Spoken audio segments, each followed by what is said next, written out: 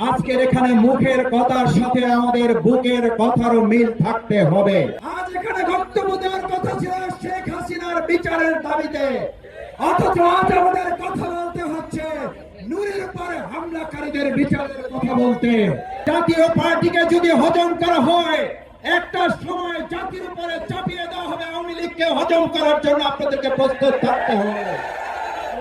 এই স্টেজ যদি আজকে মনের এবং মুখের কথায় প্রকৃত ঐক্য এবং সংহতি আমরা জানাতে পারি, তাহলে আওয়ামী লীগ যেভাবে পালাতে বাধ্য হয়েছে, 14 দলের সাথে তাদের দোসররাও পালাতে বাধ্য হবে। আজকের এখানে মুখের কথার সাথে আমাদের বুকের কথারও মিল থাকতে হবে। আমরা এখানে একটা কথা বলে যাব, আবার বাইরে গিয়ে আমরা কাজের মাধ্যমে দেখাবো যে না, জাতীয় পার্টিকে আমরা নিষিদ্ধ করতে চাই না। তাহলে প্রমাণ হবে জাতীয় পার্টিকে যদি হজম করা হয়, একটা সময় জাতির উপরে চাপিয়ে দেওয়া হবে। আওয়ামী লীগকে হজম করার জন্য আপনাদেরকে প্রস্তুত থাকতে হবে। নূরকে যারা হামলা করেছেন, আমাদের মাথায় রাখতে হবে নূরের অনুসারী এবং নূরের অগ্রগামীরা এখানে আছেন। আজ নূরকে আক্রান্ত করে যদি তারা পার পেয়ে যায়, শফিকুল ইসলাম মাসুদ সহ আজকের এখানে সংহতির নেতৃবৃন্দ মাথায় যেন রাখে, আপনাদেরকে রক্তাক্ত হওয়ার জন্য প্রস্তুতি নিতে হবে। আমি অবাক হই, খুব বিস্মিত হই, প্রকাশ্য দিবালোকে মিডিয়ার সামনে পিটিএ টার্গেট করে একজন গুরুত্বপূর্ণ জাতীয় নেতাকে আহত করা হলো।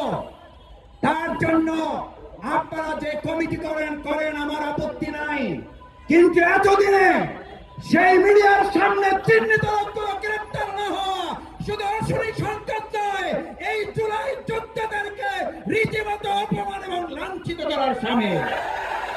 আপনারা নূরকে আঘাত করেন নাই, আপনারা আবু সাঈদ মুক্তার পরিবারকে আঘাত করেছেন, আপনারা জুলাইয়ের চেতনাকে আঘাত করেছেন।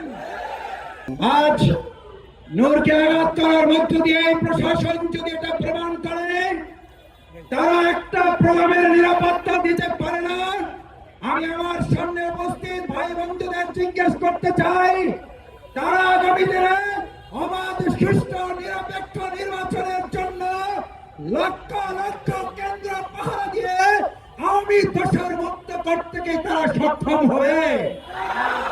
আসুন, বিচার এবং সংস্কারের প্রশ্ন সেই জন্য এসেছিল। আজ এখানে বক্তব্য দেওয়ার কথা ছিল শেখ হাসিনার বিচারের দাবিতে, অথচ আজ আমাদের কথা বলতে হচ্ছে নূরের উপরে হামলাকারীদের বিচারের কথা বলতে। আমাদেরকে আস্তে আস্তে সহনশীল করে ফেলা হচ্ছে।